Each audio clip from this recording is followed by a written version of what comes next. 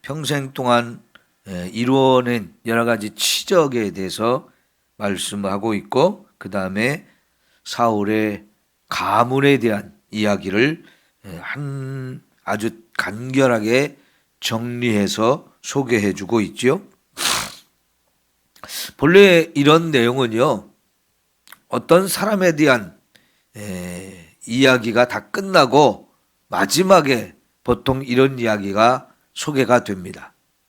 그런데 사울의 이야기는 아직도 많은 이야기가 소개됩니다. 그러나 이미 사울에 대한 평가가 여기서 끝이 났다라고 볼 수 있습니다.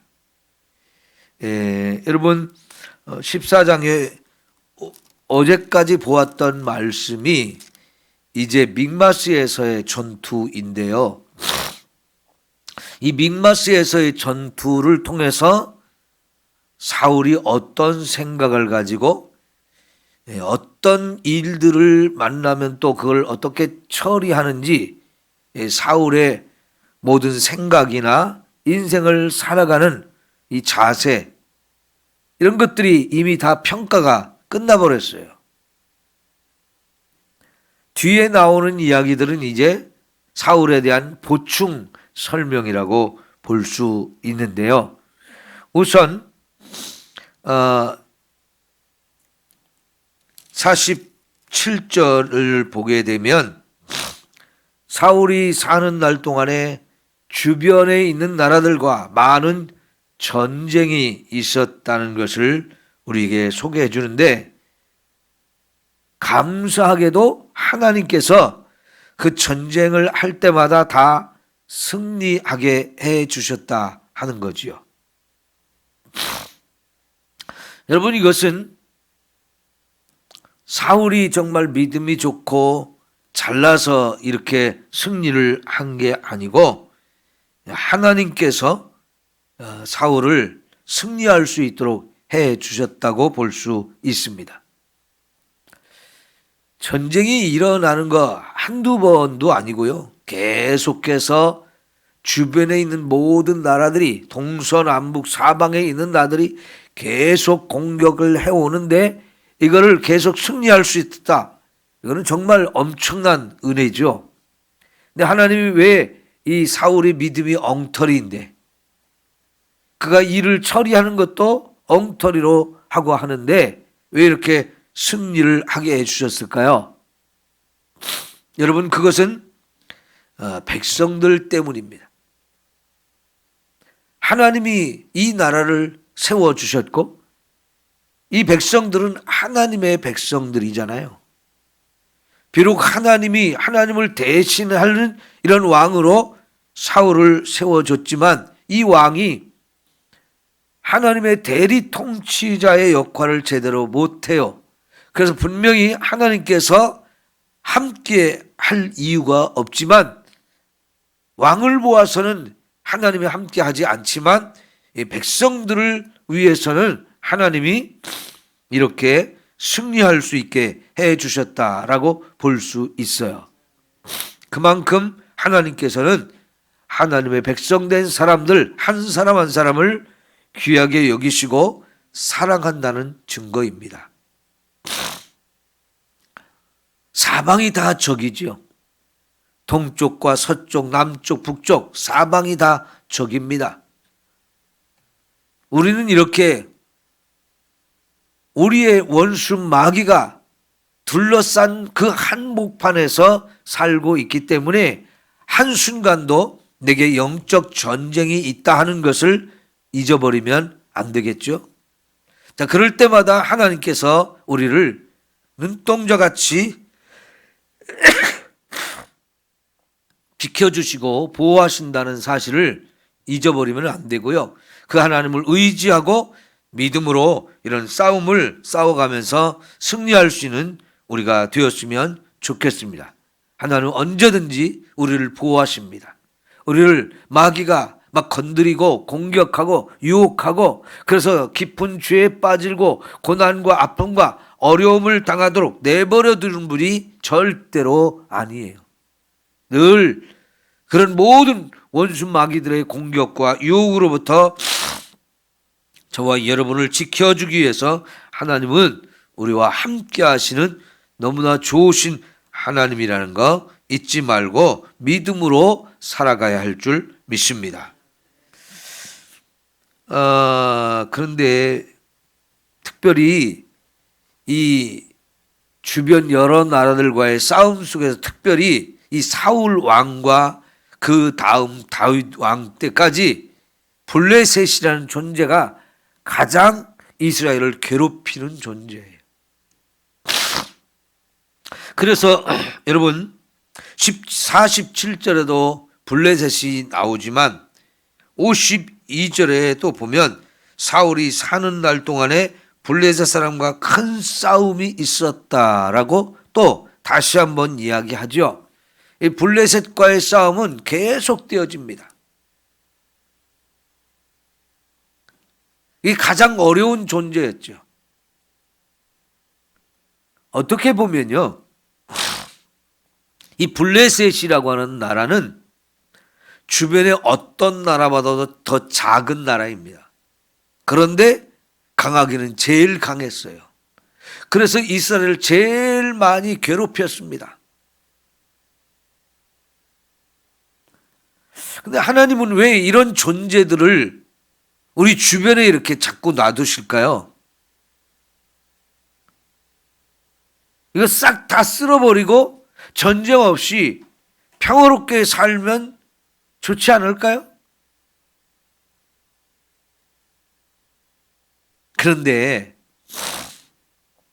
이 전쟁 없이 평화롭게 살기를 우리 다 바라지만 그렇게 막상 해주면 이게 나태해지고 게을러져요. 영적 싸움을 안 하면 무기력한 존재가 돼요. 정신을 안 차리게 되어진단 말입니다.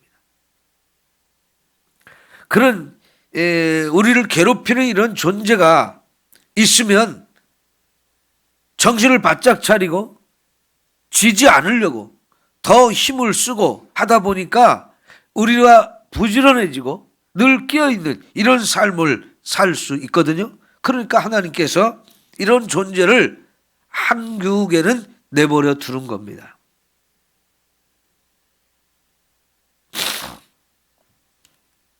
생선도 여기 군산에서 잡아가지고 서울까지 간다고 할 때 그냥 한 종류만 이렇게 물에 넣으면 걔네들이 많이 죽는다고 하지 않습니까? 서울까지 가는 동안에 편안해가지고.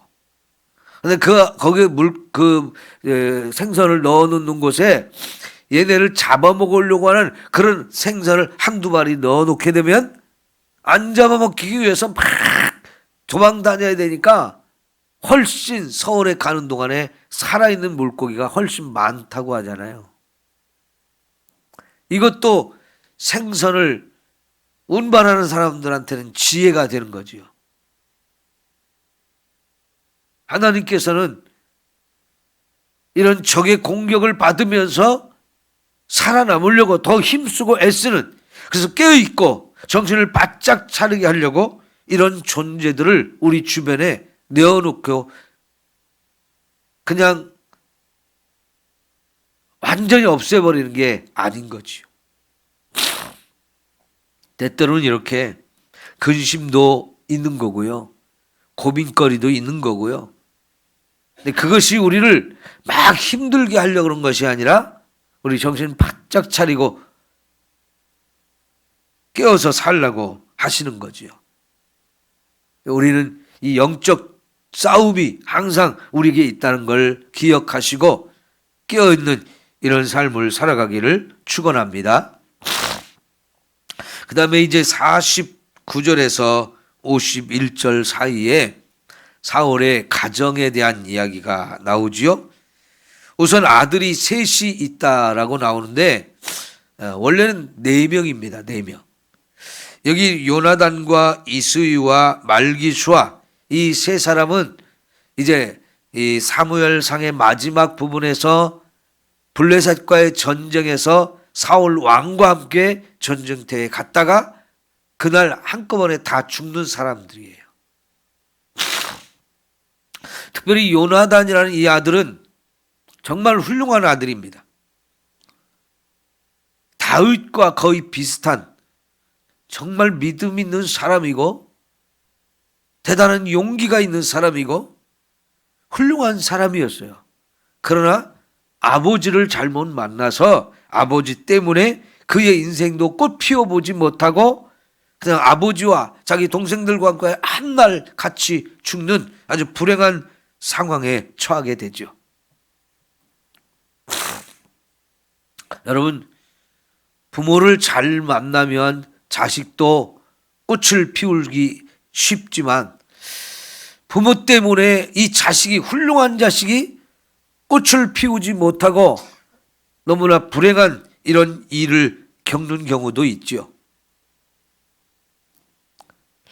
우리 자녀들의 앞길을 좀 활짝 열어줄 수 있는 부모가 되었으면 좋겠습니다.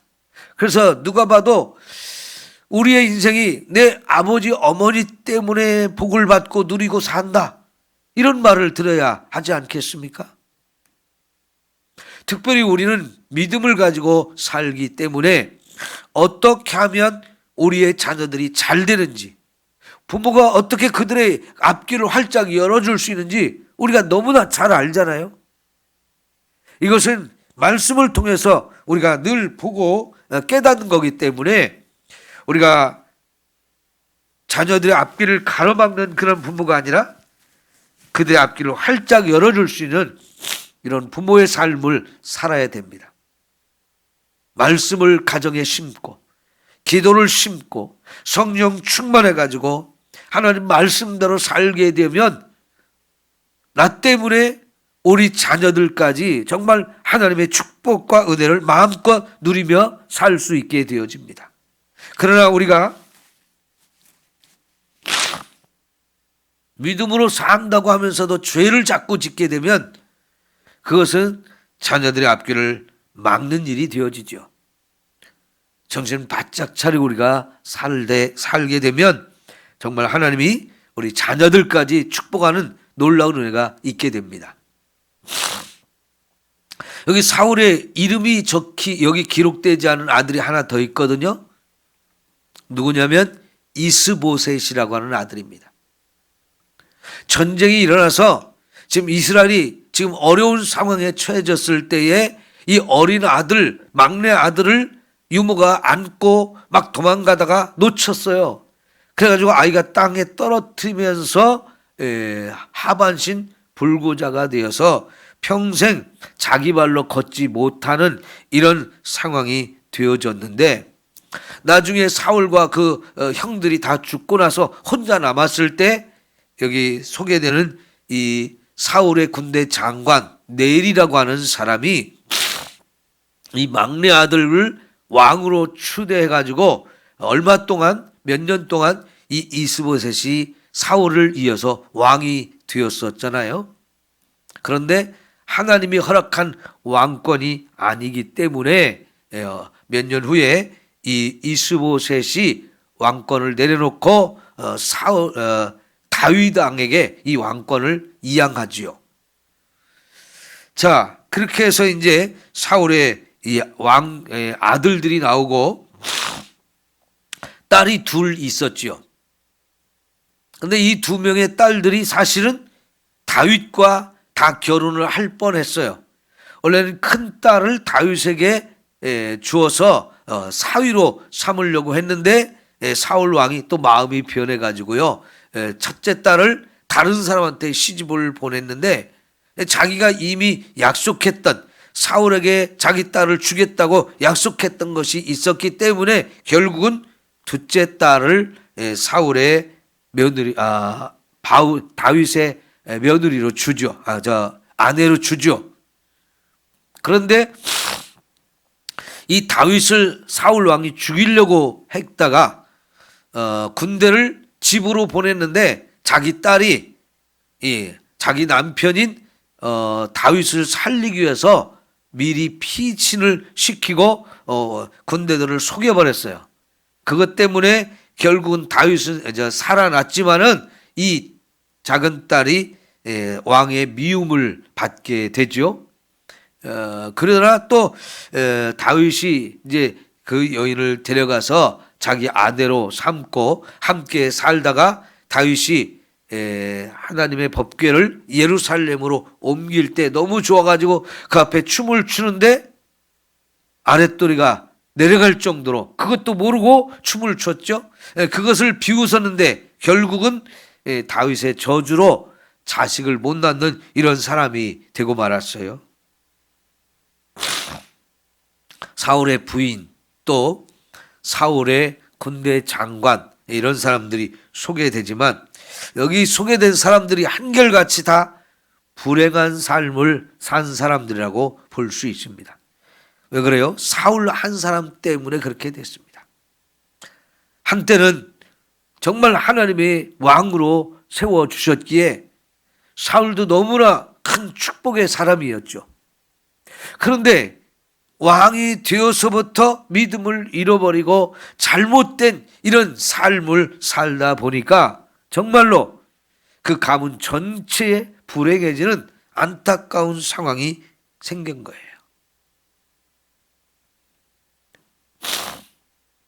우리 사무엘상 첫 부분에서 엘리란 사람 제사장의 가문이 어떻게 몰락했는지를 보았습니다. 사무엘은 그 밑에서 자랐지만은 자기 스승 이 엘리 제사장의 가문이 어떻게 몰락하는지 하나님이 얼마나 그 가문을 저주하시는지를 두 눈으로 똑똑히 보면서 자랐기에 그런 가정이 되지 않으려고 정말 애를 많이 쓴 것 같아요. 그래서 사무엘의 가정은 엘리 제사장과는 너무나 다른 대조되는 이런 가정이 되죠. 그런데 여러분 사울 왕은 엘리 제사장 가문의 뒤를 그대로 따라가요. 오히려 사울에게 있어서 더 큰 영향력을 끼치고 본받을 사람은 사무엘이었어요. 사무엘도 사울을 아끼면서 바른 길로 인도하려고 정말 많이 애를 썼잖아요. 근데 그런 훌륭한 사무엘을 본받지 아니하고 엘리 가문을 그대로 따라갔다는 건 너무나 안타까운 일이죠. 우리가요, 좋은 모델을 딱 세워놓고 그 모델을 따라가려고 한다면 정말 우리 인생도 좋은 영향력을 받으며 살 수 있어요. 그래서 미국에 가면 큰 바위 얼굴이라는 게 있습니다. 큰 바위 얼굴. 그런 것이 여러 곳에 있는데요. 미국의 역사상 훌륭했던 그런 인물들을 아주 큰 바위에다가 얼굴을 이렇게 새겨놔요. 대단한 볼거리가 되거든요. 근데 우리가 보면 이 자연 환경을 이렇게 훼손시킨 것처럼 생각할 수도 있지만 사실은 그런 것을 곳곳에 만들어 놓아서 많은 사람들이 계속 보게 하는 거지요. 보통 그 크기가 한 200m 이 정도의 큰 크기로 만들어 놓기 때문에 어디서든지 그 바위를 볼 수 있는 곳이라면 다 볼 수 있게 만들어요. 왜 그럴까요? 자꾸 그것을 보다 보면 그것을 자기의 인생의 모델로 정해놓고 나도 저렇게 살아야지. 나도 저렇게 훌륭한 사람에 대해서 훌륭한 일을 하고 싶다. 이런 마음이 사람들마다 가지면서 본받으려고 한다는 얘기죠. 그러니까 우리가 이렇게 말씀을 보면서 나는 누구를 모델로 정하고 어떻게 살면 좋을까? 자꾸 이런 것을 생각하며 산다는 것은 인생에 나에게 어떤 방향이 있고 목표를 정하고 사는 것이기 때문에 우리가 다른 길로 가지 않고 선한 영향력을 받을 수가 있는 거지요. 사울이 자기 옆에 이렇게 훌륭한 모델이 있었는데도 그 모델을 본받지 않은 게 참 부끄럽고 안타까운 일이죠. 그래서 오늘 말씀에서 결국은 사울에 대한 평가가 끝이 났는데 좋은 평가가 되지 못했습니다. 하나님이 이스라엘 첫 번째 왕으로 세워주는 참 영광이 있었지만 그 하나님이 주신 영광과 축복을 다 깨트려 버리고 다 놓쳐버리죠. 그래서 불행한 가문이 되고 말았거든요. 여러분, 이런 것도 우리에게는 큰 교훈이 되고 가르침이 되고 깨닫는 기회가 되었으면 좋겠습니다. 기도합니다. 사랑하는 우리 하나님